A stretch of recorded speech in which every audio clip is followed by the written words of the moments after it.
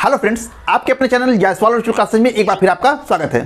Friends, आज मैं LT mains exam से फिर एक नए क्वेश्चन के साथ आपके बीच में उपस्थित हुआ हूं। फ्रेंड्स, आज की इस क्लास में हम जिस प्रश्न को लेकर के उपस्थित हुए हैं वो है कि भारतीय संविधान के अंतर्गत राज्यसभा की उन शक्तियों का वर्णन कीजिए जो लोकसभा को प्राप्त नहीं है। जब आपने भारतीय व्यवस्थापिका यानी संसद को पढ़ा होगा तो वहां आपने लोकसभा और राज्यसभा को पढ़ा होगा और दोनों को तुलनात्मक रूप से भी आपने देखा होगा और देखा होगा कि लोकसभा जो है वास्तव में राज्यसभा से ज़्यादा शक्तिशाली संस्था है। लेकिन भारतीय संविधान में राज्यसभा को कुछ ऐसी महत्वपूर्ण शक्तियां दी गई हैं जो वास्तव में लोकसभा को नहीं प्राप्त हैं। तो प्रश्न वही पूछ रहा है कि वो कौन कौन से अधिकार हैं जो कि राज्यसभा को प्राप्त हैं लेकिन लोकसभा को प्राप्त नहीं हैं। तो आइए इसी प्रश्न पर हम लोग चर्चा करते हैं और चलते हैं अपने कंप्यूटर स्क्रीन पर और देखते हैं कि राज्यसभा को वह कौन कौन सी विशेष शक्तियां मिली हुई हैं जो कि लोकसभा को नहीं प्राप्त हैं।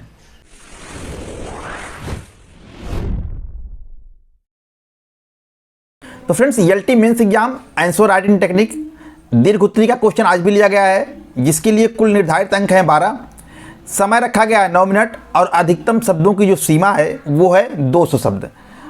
आज का प्रश्न है फ्रेंड्स कि भारतीय संविधान के अंतर्गत राज्यसभा की उन विशिष्ट शक्तियों का वर्णन कीजिए जो लोकसभा को प्राप्त नहीं है। तो शुरुआत करेंगे भूमिका से फ्रेंड्स। तो देखिए यहाँ भूमिका लिखा गया है छोटा सा कि भारतीय संसद द्विसदनात्मक है जिसमें राज्यसभा उच्च सदन और लोकसभा निम्न सदन शामिल है। सामान्यतः दोनों सदनों की शक्तियां लगभग समान होती हैं परंतु कुछ मामलों में राज्यसभा को विशेष शक्तियां प्राप्त हैं। अब एक छोटा सा डायग्राम बनाया गया है, देखिए यहाँ पर कि राज्यसभा की विशिष्ट शक्तियां कौन कौन सी हैं। अनुच्छेद 249, अनुच्छेद 312, उपराष्ट्रपति को हटाना और स्थायित्व, ये 4 पॉइंट के माध्यम से ये दर्शाया गया है फ्रेंड्स कि राज्यसभा को ये 4 विशिष्ट शक्तियां मिली हुई हैं जो कि लोकसभा को नहीं मिली प्राप्त हैं। ये छोटा सा डायग्राम बना दिया गया है। अब इस डायग्राम की व्याख्या हम नीचे करेंगे। तो पहला पॉइंट हमने लिया है क्या, अनुच्छेद 249। अनुच्छेद 249 क्या कहता है कि राज्य सूची के किसी विषय को राष्ट्रीय महत्व का घोषित करने की शक्ति। अब फ्रेंड्स लिखा है कि राज्यसभा यदि उपस्थित एवं मतदान करने वाले सदस्यों के 2/3 बहुमत से प्रस्ताव पारित कर राज्य सूची के किसी विषय को राष्ट्रीय महत्व का घोषित कर देती है। तो राष्ट्रीय महत्व का घोषित कर देती है तो ऐसे विषयों पर कानून बनाने का अधिकार जो है संसद को प्राप्त हो जाता है। तो वही लिखा है, तो संसद राज्य सूची के उस विषय पर कानून बना सकती है। वैसे सामान्यतः जो है राज्य सूची के विषयों पर कानून बनाने का जो अधिकार होता है फ्रेंड्स वो आप जानते हैं राज्य सरकारों को होता है। लेकिन अनुच्छेद 249 के तहत राज्यसभा को यह अधिकार प्राप्त है कि यदि वह राज्य सूची के किसी विषय को राष्ट्रीय महत्व का घोषित कर देती है कि राज्य सूची का अमुक विषय राष्ट्रीय महत्व का है तो ऐसे विषयों पर कानून बनाने का अधिकार संसद को प्राप्त हो जाता है। यह अधिकार सिर्फ राज्यसभा को दिया गया है, लोकसभा को नहीं। तो वही चीज यहां लिखा गया है कि राज्यसभा यदि उपस्थित एवं मतदान करने वाले सदस्यों के 2/3 बहुमत से प्रस्ताव पारित कर राज्य सूची के किसी विषय को राष्ट्रीय महत्व का घोषित कर दे तो राज्य सूची के उस विषय पर कानून जो है संसद बना सकती है। दूसरा है नई अखिल भारतीय सेवाओं का गठन करने का, अनुच्छेद 312। इसमें लिखा है कि राज्यसभा उपस्थित और मत देने वाले सदस्यों के 2/3 बहुमत से प्रस्ताव पारित करके नई अखिल भारतीय सेवाओं की स्थापना का अधिकार संसद को दे सकती है। अखिल भारतीय सेवाएं वे सेवाएं होती हैं फ्रेंड्स जो पूरे भारत स्तर पर काम करती हैं, जैसे IAS है, IPS है। अब अगर कोई नई अखिल भारतीय सेवा गठन करना है तो वह गठन करने का अधिकार राज्यसभा के पास है। अनुच्छेद 312 के द्वारा इसको ये शक्ति दी गई है। तो इस तरह से फ्रेंड्स नई अखिल भारतीय सेवाओं के गठन करने का जो अधिकार है वो अनुच्छेद 312 के तहत जो है वो राज्यसभा को प्राप्त है, लोकसभा को नहीं। तीसरा पॉइंट है फ्रेंड्स उपराष्ट्रपति को हटाने की शक्ति, अनुच्छेद 67B। फ्रेंड्स उपराष्ट्रपति को पद से हटाने का प्रस्ताव केवल राज्यसभा में ही प्रारंभ किया जा सकता है। अगर उपराष्ट्रपति को पद से हटाने का संकल्प प्रस्ताव पेश करना है तो वह केवल राज्यसभा में ही पेश होगा, लोकसभा में पेश नहीं होगा। राज्यसभा से पास होने के बाद अनुमोदन के लिए वो लोकसभा में जाएगा लेकिन वो प्रस्ताव पेश कहाँ होगा, केवल राज्यसभा में होगा। यह शक्ति जो है केवल राज्यसभा को ही पास ही है, लोकसभा को यह शक्ति नहीं मिली है।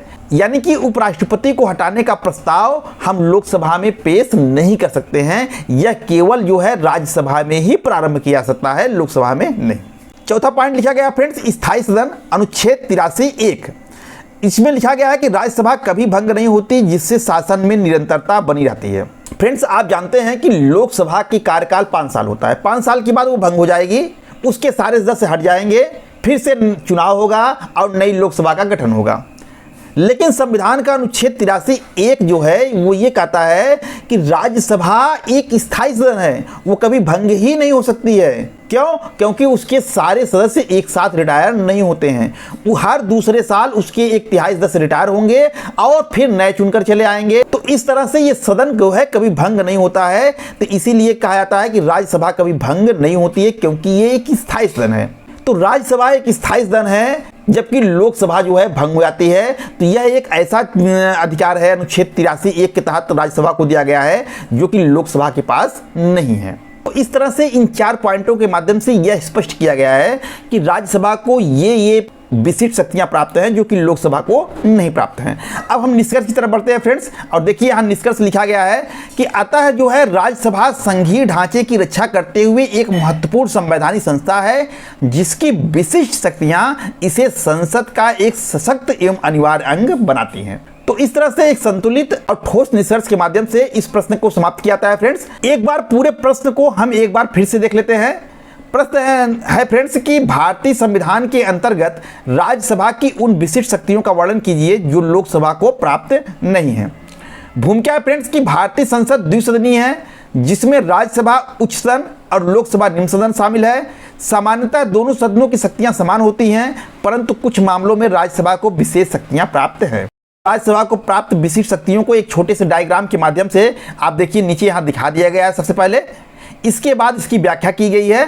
तो राज्यसभा को विशिष्ट शक्तियां कौन से प्राप्त है? तो अनुच्छेद 249, अनुच्छेद 312, राष्ट्रपति को हटाना, स्थायित्व, ये 4 पॉइंट के माध्यम से हमने राज्यसभा की विशिष्ट शक्तियों को दर्शाया है। अब इसको हम विस्तार से थोड़ा देखते हैं। पहला है अनुच्छेद 249, राज्य सूची के किसी विषय को राष्ट्रीय महत्व का घोषित करने की शक्ति। इसमें लिखा है कि राज्यसभा यदि उपस्थित एवं मतदान करने वाले सदस्यों के 2/3 बहुमत से प्रस्ताव पारित कर राज्य सूची के किसी विषय को राष्ट्रीय महत्व का घोषित कर दे, तो संसद राज्य सूची के उस विषय पर कानून बना सकती है। यह है अनुच्छेद 249। दूसरा पॉइंट है नई अखिल भारतीय सेवाओं का गठन, अनुच्छेद 312। राज्यसभा उपस्थित और मत देने वाले सदस्यों के 2/3 बहुमत से प्रस्ताव पारित करके नई अखिल भारतीय सेवाओं की स्थापना करने का अधिकार संसद को दे सकती है। यह अधिकार जो है नई अखिल भारतीय सेवाओं के गठन करने का जो है वो केवल राज्यसभा को मिला हुआ है, लोकसभा को नहीं, अनुच्छेद 312 के तहत। तीसरा है उपराष्ट्रपति को हटाने की शक्ति, अनुच्छेद 67B। उपराष्ट्रपति को हटाने के संबंध में जो संकल्प प्रस्ताव पेश होता है फ्रेंड्स, वो राज्यसभा में ही पेश किया सकता है, लोकसभा में नहीं। चौथा है फ्रेंड्स स्थायी सदन, कि राज्यसभा जो है वो एक स्थायी सदन है, अनुच्छेद 83(1) में कहा गया है यह कभी भंग नहीं होती है, जिससे शासन की निरंतरता बनी रहती है। निष्कर्ष लिखा गया है फ्रेंड्स कि अतः राज्यसभा संघीय ढांचे की रक्षा करते हुए एक महत्वपूर्ण संवैधानिक संस्था है, जिसकी विशिष्ट शक्तियां इसे संसद का एक सशक्त एवं अनिवार्य अंग बनाती हैं। तो इस तरह से फ्रेंड्स इस प्रश्न का उत्तर यहीं पर समाप्त होता है। अब जैसा कि मैं हर प्रश्न की समाप्ति पर यह बताता हूं कि उस टॉपिक से अन्य महत्वपूर्ण क्वेश्चन कौन से बनते हैं, तो आइए हम देखते हैं कि राज्यसभा से पूछे जाने वाले अन्य महत्वपूर्ण प्रश्न कौन कौन से हैं। तो देखिए फ्रेंड्स, राज्यसभा से जो महत्वपूर्ण संभावित प्रश्न बन सकते हैं वो है, पहला है भारतीय संविधान के अंतर्गत राज्यसभा की उन विशिष्ट शक्तियों का वर्णन कीजिए जो लोकसभा को प्राप्त नहीं है। ये तो प्रश्न अभी मैंने कराया है, ये वही प्रश्न है। दूसरा है राज्यसभा की विशेष शक्तियों का वर्णन कीजिए, अब राज्यसभा की विशेष शक्तियां आपको बताना है। तीसरा है राज्यसभा और लोकसभा में क्या अंतर है, इसको आपको दर्शाना है। चौथा है कि क्या राज्यसभा एक कमजोर सदन है, ये विचारात्मक प्रश्न है, आपको टिप्पणी करना है कि राज्यसभा एक कमजोर सदन है, लोकसभा से इसकी तुलना करते हुए इसको हमको समझाना है कि क्या राज्यसभा एक कमजोर सदन है, और लास्ट में अपना निष्कर्ष में अपनी टिप्पणी देना है कि वास्तव में कमजोर है कि नहीं है, आप क्या सोचते हैं, इसके बारे में आपको बताना है। पांचवा है राज्यसभा की उपयोगिता पर प्रश्न डालिए। बहुत से लोग आलोचना में ये कहते हैं कि राज्यसभा जो है अप्रासंगिक सदन है, इसकी कोई उपयोगिता नहीं है। तो प्रश्न वही पूछा है कि राज्यसभा की उपयोगिता पर आप प्रकाश डालिए कि यह उपयोगी है कि नहीं है। छठवां है संघीय ढांचे में राज्यसभा की भूमिका बताइए, कि जो संघात्मक शासन व्यवस्था है उसमें राज्यसभा की क्या भूमिका है, ये आपको बताना है। तो इस तरह से 6 प्रश्न जो है हमने आपको निकाल के दिए हैं, जो कि इस टॉपिक से महत्वपूर्ण क्वेश्चन बनते हैं। तो इसी के साथ फ्रेंड्स आज का ये क्लास जो है यहीं पर समाप्त होता है। अब मुझे उम्मीद है कि इस क्लास में जो कुछ भी बताने और समझाने का आपको प्रयास किया गया है वो सब कुछ आपको समझ में आया होगा और ये क्लास आपको अच्छी लगी होगी। फ्रेंड्स, क्या आप टीजीटी सामाजिक विज्ञान, पीजीटी सिविक्स या पॉलिटिकल साइंस से नेट जेआरएफ की तैयारी करना चाह रहे हैं? तो बिना देरी किए हुए प्ले स्टोर पर जाइए और जायसवाल वर्चुअल क्लासेज के ऐप को डाउनलोड कीजिए। ऐप डाउनलोड करने के लिए प्ले स्टोर में जाकर के टाइप कीजिए जायसवाल वर्चुअल क्लासेज और सर्च कीजिए। आपको कुछ इस तरह से इंटरफेस खुल के सामने आएगा और वहाँ जायसवाल वर्चुअल क्लासेज का आपको लोगो दिखाई दे रहा होगा। उस पर क्लिक कीजिए और लोगो सहित जायसवाल वर्चुअल क्लासेज लिखा हुआ कुछ इस तरह का इंटरफेस आपके सामने आएगा। आप इंस्टॉल का बटन दबा दीजिए। इंस्टॉल होने के बाद ओपन का बटन दबाएंगे तो जायसवाल वर्चुअल क्लासेज का ऐप खुल जाएगा। यहाँ पर आपको लॉगिन करने के लिए मोबाइल नंबर और कुछ परमिशन मांगा जाएगा। जैसे ही आप मोबाइल नंबर डाल के परमिशन देते हैं ऐप चालू हो जाएगा और सारी सूचनाएं यहीं पर मिल जाएंगी। तो बिना देरी किए हुए फ्रेंड्स ऐप को डाउनलोड कीजिए।